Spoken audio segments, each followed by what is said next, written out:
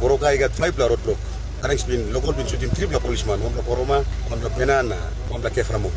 Poroma am die, but Bena want. Today, we dive into a developing crisis gripping the Highlands, a story of tragedy, justice, and a nation on edge. 2 police officers, First Constables Harry Goroka and Noah Biape, were murdered in cold blood, and now the aftermath has spiraled into complete chaos. Roads are blocked, a PMV bus has been burned to ashes, and tensions are rising. What really happened? Who is responsible? And where do we go from here? Stay with us as we break it all down. Right now, in the heart of Papua New Guinea's Eastern Highlands, the town of Goroka is in turmoil. The Highlands Highway, a vital lifeline connecting provinces, is completely blocked by grieving families and supporters of 2 slain police officers. This blockade isn't just a protest. It's a symbol of deep frustration and anger over yet another case of brutal violence against security forces. But this unrest has taken an even darker turn. This morning at around 8 a.m., a PMV bus owned by a Western Highlander was burned to ashes. The destruction of the bus, worth approximately 300,000 kina, has left the people of Hagen furious. The crime happened in Mendi, but a bus from an entirely different province was set on fire in Goroka. Why? Innocent people are getting caught in the crossfire, and the situation is spiraling out of control. To understand this chaos, we have to go back to the tragic incident that started it all. In January 2025, First Constables Harry Goroka and Noah Biape, both members of the Special Services Division Mobile Squad 11, were on duty near Metpaya in Upper Mendi, Southern Highlands Province. What they encountered was pure horror. They were ambushed at an illegal roadblock. Constable Noah Biape, who was driving, was shot and killed on the spot. His colleague Harry Goroka, along with 2 other officers, were brutally attacked with knives.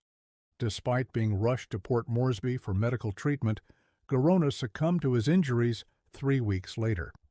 These officers were not just victims, they were targets. Their deaths add to a growing list of security personnel who have been ambushed and killed in Papua New Guinea's Highlands, a region plagued by lawlessness and escalating violence. In a major development, 3 suspects responsible for the have surrendered to police. Thanks to the cooperation of local communities, they were handed over in the presence of Provincial Police Commander Superintendent Epenez Nili. Mendi Munihu MP Raphael Tonpi has strongly condemned the and praised the community for stepping up.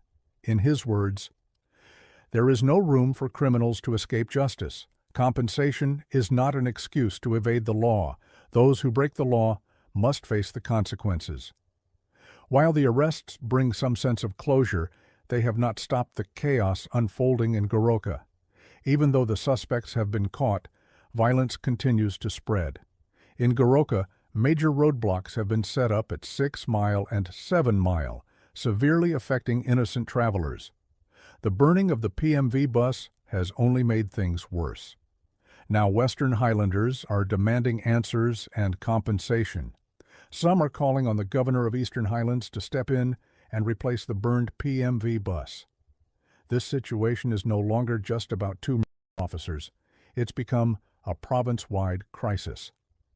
Authorities must act fast before things escalate into complete madness. The brutal of Constables Goroka and Biape is not an isolated case.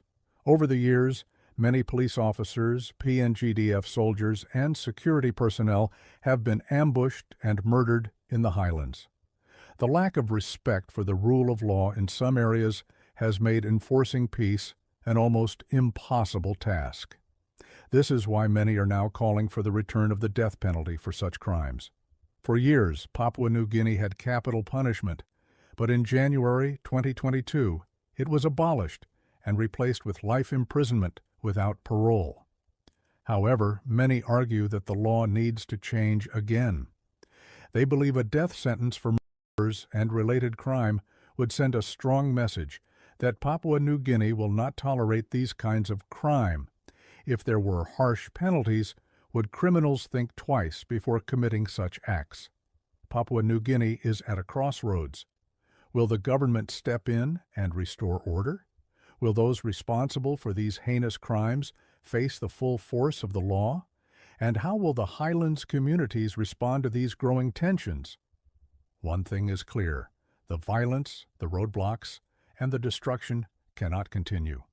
Authorities must act now to prevent further chaos and loss of innocent lives. The deaths of First Constables Harry Goroka and Noah Biape must not be in vain.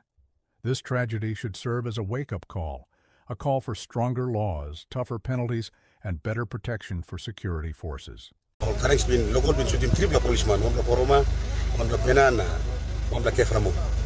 Na Poroma Empire, but Bena